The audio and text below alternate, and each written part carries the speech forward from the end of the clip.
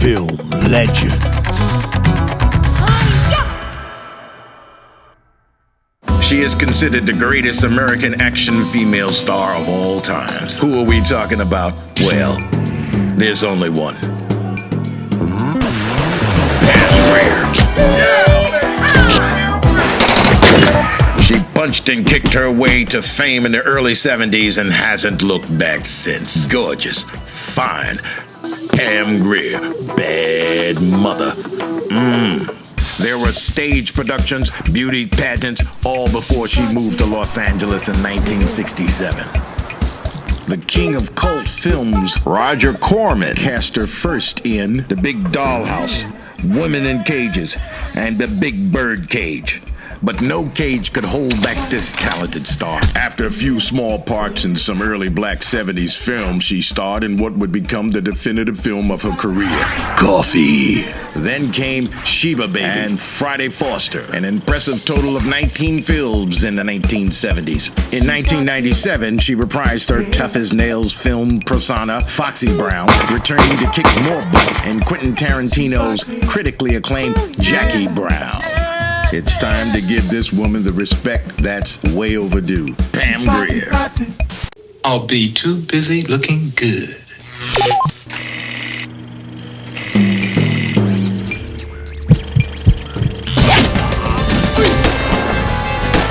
If you were a young black kid growing up in the 70s, then you definitely knew who Jim Kelly was.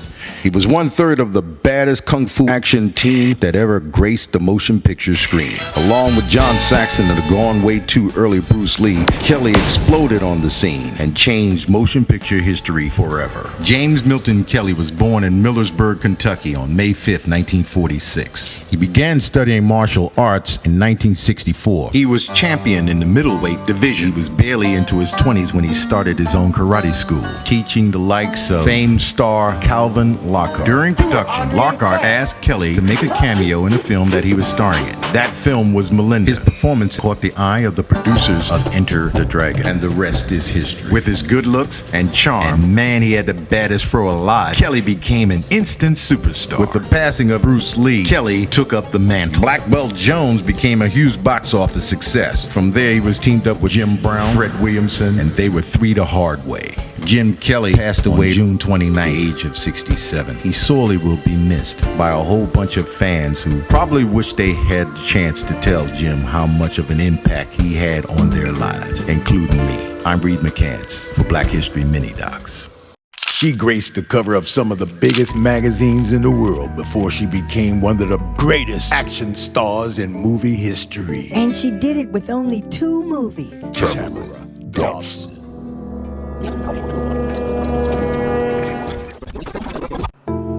She was born in Baltimore, Maryland on May 14th in 1947. Tamara started as a beautician before doing fashion shows at her school, Maryland Institute College of Art, where she received her degree in fashion illustration. She soon attracted the attention of New York's fashion world. With her 6'2" hourglass figure and huge afro hairstyle, she was stopping traffic all day long. During the late 60s, Dobson modeled for legendary Jet magazine. She eventually became a fashion model for Vogue, Essence, and Ebony. With television commercial for Fabergé, Chanel, and Revlon under her belt. Man, she was even a spokeswoman for Johnny Walker Liquor. Ooh, wow. She's a bad mother.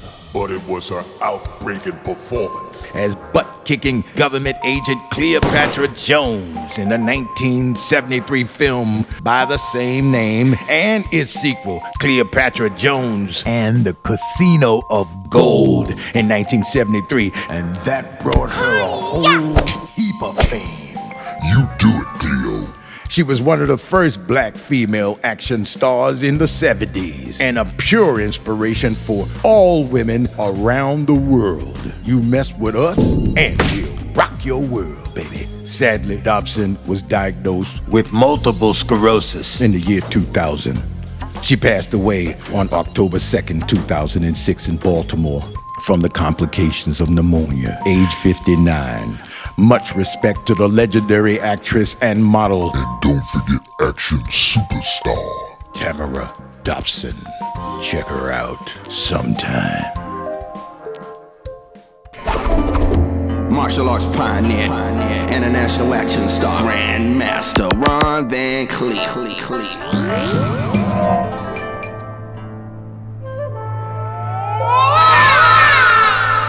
Ron Van Cleef kicked his way into history on January 25th, 1943. Ron enlisted with the Marine Corps, with a tour in Vietnam and numerous medals. Stateside, Ron started taking some martial arts classes, from humble student to accomplished teacher. Ron started studying styles such as jiu-jitsu, judo, and taekwondo, developing his own martial arts style. He earned a total of 5 black belts in his career. Ron even studied abroad in Hong Kong with the legendary Bruce Lee. It was Lee who gave him the famous nickname, the Black Dragon.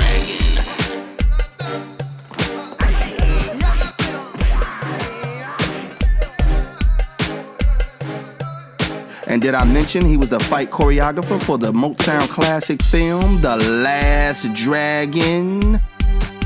The oldest fighter to ever compete in the UFC. Tested warrior, the one and only Ron Van Cleef. Dig it. He was a decathlon star, social activist, one of the first to become a professional footballer. World War II, a professional wrestler, Academy Award nominated Woody Strode.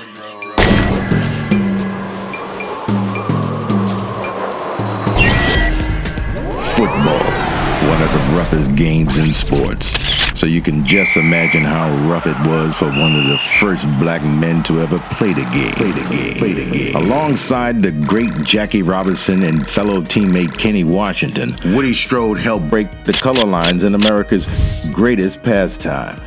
And remember, these guys played the game without a face mask. had to be tough as nails. His athletic career brought him fame and would eventually land him on a movie set as an extra. Who could forget his iconic portrayal of the Buffalo Soldier Sergeant Rutledge? Breathtaking, groundbreaking. His Golden Globe Award-nominated performance in Spartacus. In fact, Woody grew to become an international star, respected more overseas than in the States. Once upon a time in the West, Throughout his acting career, he appeared in 72 films. it's time to recognize Trailblazing superstar Woody Strode.